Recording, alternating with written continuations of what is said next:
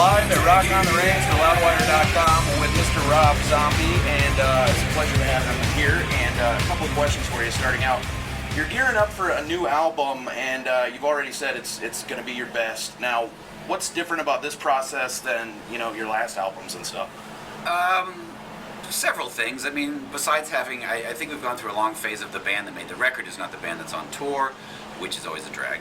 And this is also the first time we've gone on tour leading up to making a record. Usually what happens, for us anyway, in a lot of bands, you tour, you take this long extended break, and then you make a record, which means you usually make a record when you're at your rustiest. Right. You go in the studio and you're rusty, but to come right off this and go through. Plus we have a lot of material prepared, which usually, every time I walk into the studio, I walk in with literally nothing. Right. And we go, well, and then we're getting the ideas.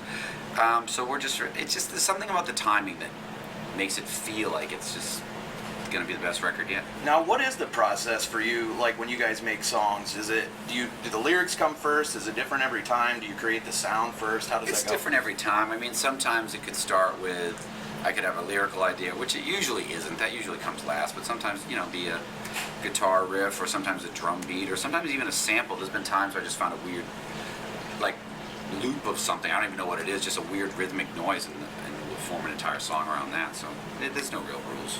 That's awesome. The debut for Lords of Salem, you're planning on debuting that. What can you tell us about the movie?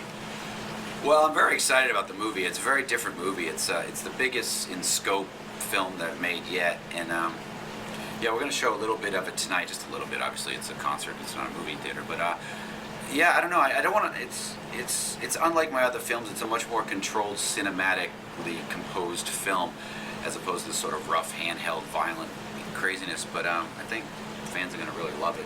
I'm trying not to talk about it too much in the sense that I hate giving too much away. Right. It's like so much of what makes the movie work is that you can't see what's coming. Right.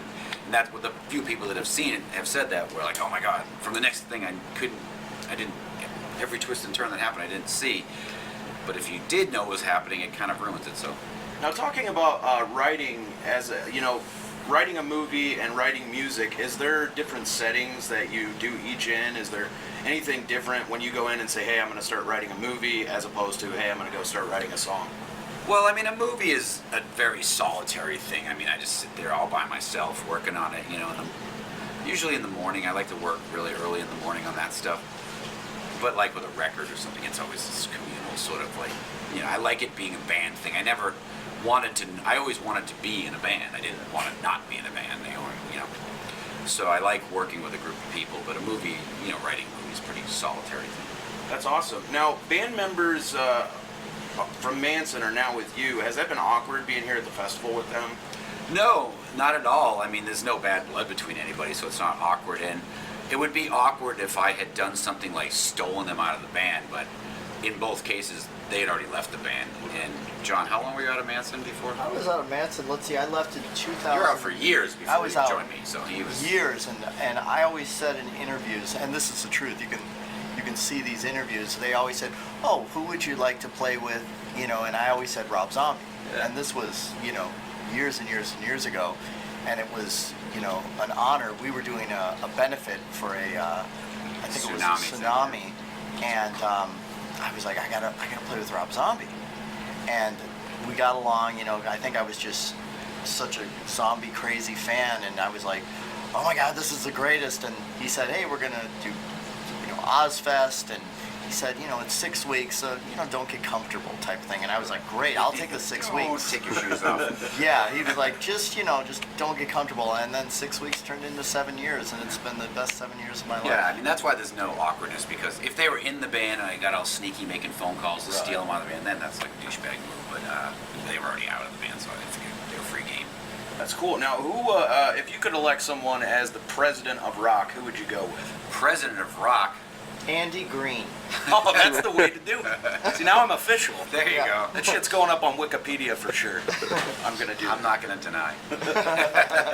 Awesome. Yeah, so what do you guys think about the current state of music with all the digital stuff going on? Being artists who, were in the old school days of how it was, and then adapting to all the sharing and all that stuff. What's your take on that? Well, not to sound like a big downer.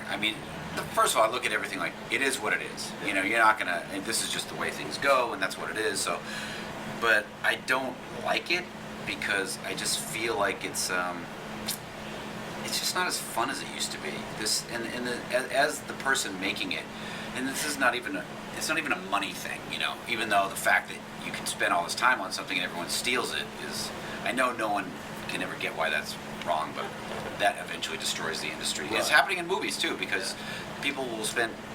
This is the thing I can never understand. Like, if you reached over the counter at McDonald's and stole a handful of French fries, they would call the police.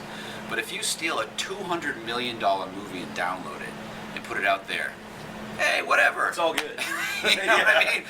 I can't understand that. But anyway, I mean, I can't understand. I understand all the, you know.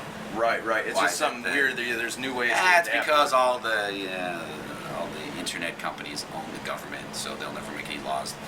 The artists will always get fucked by big business, is essentially what it is. And I know that kids think, hey, anarchy, but they're just the puppets of big business fucking the artists at the end of the day. Right. Even though they think, you know, it's something else. All right. But I think that, you know, I just missed that it was fun to, oh my God, a record's coming out, let's buy the album. Now it's just like, you know, I buy records, I download records now, legally, they're on my iPod. I forgot I even bought them. Right. Because they're just thrown in a pile like, oh, there's 100.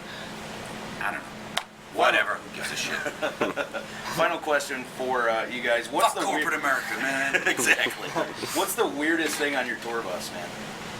Ginger fish. Perfect answer. That Thank is you, Mr. exactly Rob Zombie. right. Rob Not Zombie, even a thought. Rock on the Range, man. 2012. It was a real pleasure. Good to see you. Thank you, man. Awesome.